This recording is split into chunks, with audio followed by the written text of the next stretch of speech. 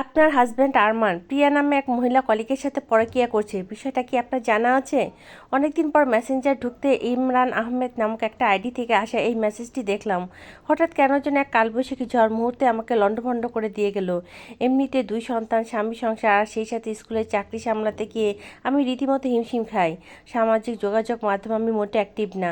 আজ স্কুল থেকে মাত্র বাচ্চাদের নিয়ে বাসায় ফিরছি, ভাবলাম একটু মেসেঞ্জার চেক করি, কিন্তু এরকম একটা মেসেজে অনেকদিন ধরে আমার জন্য অপেক্ষা করে বসে আছে তা আমার কল্পনার বাহিরে। ঘটনার আজকে মতো হতভম্ব হয়ে আমি সাথে সাথে বিছানায় শুয়ে পড়লাম। মেসেজটা উত্তর দিব কি দিব না এসব চিন্তা করতে করতে ফিরতে উত্তর পাঠালাম, আপনি কে বলছেন? যদি পুরো বিষয়টা গোপন রাখার নিশ্চয়তা দেন তাহলে আমার পরিচয় দিতে রাজি আছি।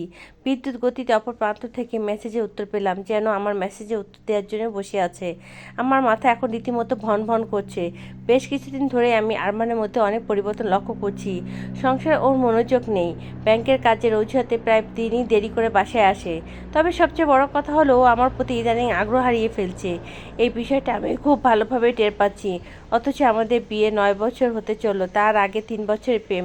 প্রায় এক যুগের এই চেনা মানুষটা এখন প্রায় আমার কাছে আসে না। রাতে আমি অনেকবার তাকে বোঝানোর চেষ্টা করলেও ও যে এই বিষয়গুলো এড়িয়ে যায়। দিন দিন আমার কেমন যেন পাল্টে যাচ্ছে। কিন্তু তারপর অচেনা আইডি থেকে পাঠানো এই মেসেজে ঠিক বিশ্বাস করতে পারলাম না। হয়তো আমাকে ডিস্টার্ব করার জন্য অন্য কেউ এই মেসেজ পাঠিয়েছে। আবার এমনও হতে পারে লোকটা আরমানের কোনো শত্রু হতে চায় বলে এই মেসেজ দেওয়া। আবার হয়তো আমার পরিচিত কেউ নিছক ফান করার উদ্দেশ্যে পাঠিয়েছে। কিন্তু পরক্ষণে মনে হলো না, মেসেজটা আসলেই সত্য। আরমান এখন থেকে পরিবর্তিত এক মানুষ, আর এর পিছনে তৃতীয় কোনো ব্যক্তির সাথে ওর সম্পর্ক একটা কারণ হতে পারে। তবে তার চেয়ে বেশি ভয়ঙ্কর একটি বিষয় ইদানিং আমার মনের মধ্যে ভীষণভাবে নাড়া দিয়ে যাচ্ছে। আরমানের অবহেলা আমাকে দিন দিন শারীরিক সম্পর্কের প্রতি আরও আসক্ত করে তুলছে। এদিকে হুট করে এই শারীরিক সম্পর্কে আরমান এখন তীব্র অনীহা। আরমান অফিস থেকে বাসায় ফিরলে ইদানিং ফোন নিয়ে খুব মেতে থাকে। সারাক্ষণ এর সাথে ওর সাথে কথাতে মত্ত, সামাজিক যোগাযোগ মাধ্যমে খুব অ্যাক্টিভ। অফিসেও যায় বেশ পরিপাটি হয়ে। এই আরমানকে আমি কখনো পারফিউম ইউজ করতে দেখিনি। ইদানিং সে দামি পারফিউম ব্যবহার করে। ওর এই হঠাৎ স্মার্টভাবে চলা, ইয়াং লুক আনার চেষ্টা, বাসার বাইরে সবসময় ফুরফুরে মেজাজ থাকা আজ আমাকে দুয়ে দুয়ে চার মেলাতে সাহায্য করলো। এর আগে আমি কখনো বাসায় ওকে লুকিয়ে লুকিয়ে মেসেজ দেখা বা লেখা এসব সন্দেহ করিনি। আমি নিজে অন্য প্রাইভেটে বিশ্বাসী। আরমানের উপর আমার বিশ্বাস আছে বলেই ওর এই আচরণগুলোকে কখনোই সন্দেহের উদ্বেগ করিনি। তবে আজ এই মেসেজটা পাওয়ার পর থেকে আমার বুকটা ভেঙে গেল। সব কিছু চিন্তা করে এখন আমার দৃঢ় বিশ্বাসে মেসেজ পাঠানো কথাটাই সত্যি। আরমান পরনারীতে মর্ত। একরাশ কষ্ট নিয়ে ইমরান নামে আইডির ফিরতি মেসেজ দিলাম, আপনার পরিচয় অবশ্যই গোপন থাকবে। এ ব্যাপারে নিশ্চিত থাকেন। এবার দয়া করে বলবেন আপনি কে? ভাবি আমি সিয়াম, আরমান ভাইয়ের সাথে চাকরি করি। আমরা একই ব্রাঞ্চে আছি।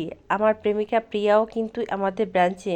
প্রিয়াও আমি আবার ঢাকা ইউনিভার্সিটি একই সাথে ছিলাম, ক্লোজ বান্ধবী বলতে পারেন।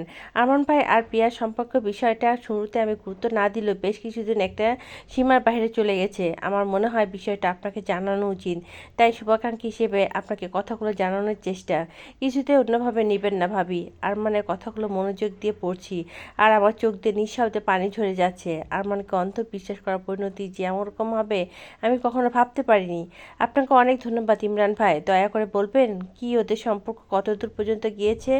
ধরা গলা আমার কথা প্রশ্নটা সম্ভবত আরমানকেও ছুঁয়ে গেল।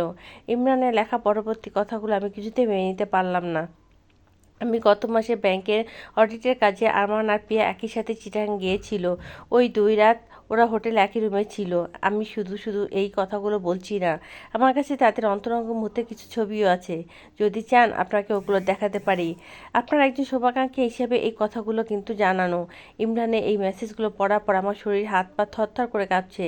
নিঃশ্বাস বন্ধ হওয়ার উপক্রম হলো। আমি ইমরানকে বললাম আমি কাল আপনার সাথে দেখা করতে চাই। অতঃপর ইমরান একটি জায়গা ও টাইম ফিক্স করে দিল।